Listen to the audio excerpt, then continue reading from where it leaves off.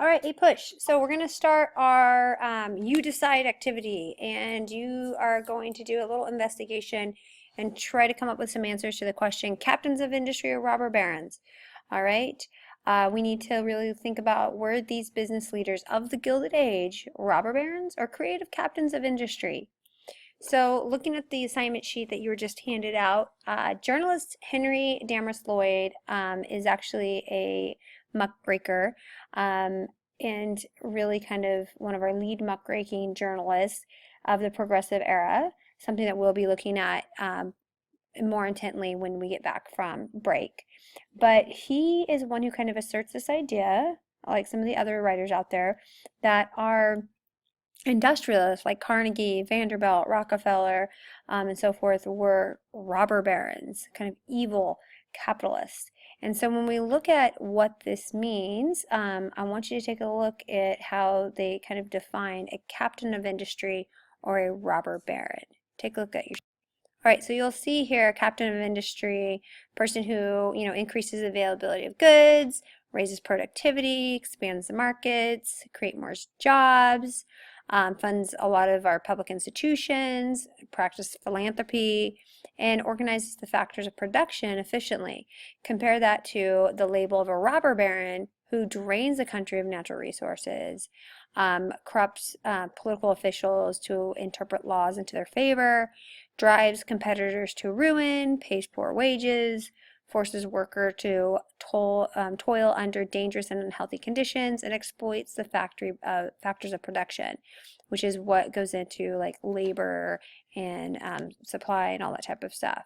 So your job on this assignment is going to be to research the following men and fill out this graphic organizer that's attached. You are going to decide who was a captain of industry or a robber baron. The key here is to justify why you made your selection with any specific historical evidence. Kind of like what you do for an SAQ, an LEQ, or DBQ. You need some evidence to support your claim that, he was either a captain of industry or a robber baron. I do have an option for extra credit on this assignment, so make sure you check that out at the last page.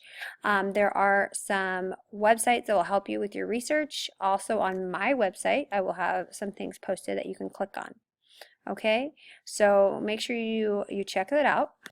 Now your handout looks something like this, and hopefully you have enough room to do it. The first one is Andrew Carnegie. I've included some quotes, something that he would have said, or that he did say, and you just go ahead and fill out this information. And again, key right here, when you rate him, you must justify with evidence. Please don't leave me hanging. All right, so justify with reason, details, and facts. Okay, extra, read all about it. Here's some extra credit for you guys. I will also have this on my website, so the document can actually be downloaded, and then you can just copy and paste this chart and do it 3 times.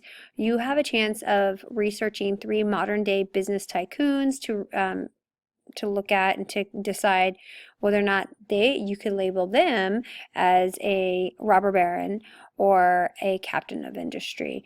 Some of the people you may want to kind of consider, but you don't have to use these people. It's just kind of some names to throw out to get you thinking. Mark Zuckerberg, Donald Trump, Sam Walton of Walmart, Kathleen Kennedy, Larry Page, or Forbes. If you Google Forbes, the most powerful CEOs under 40 is really pretty interesting. And then here's a website for the Fortune 500 most powerful women, which is also kind of interesting to look at.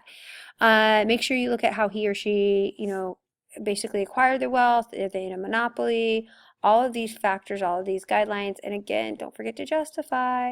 All right, you'll be getting extra credit for this. So do a good job, because it's not guaranteed that you'll get it. You need to do a good job. All right, so you have a couple days in class to get this done and to think about it. Again, conversations that are centered around this activity are kind of key to get you thinking about history, and especially building an argument. All right, that's one of the reasons why we're doing that, is to practice skills of argumentation. Okay, all right, have fun.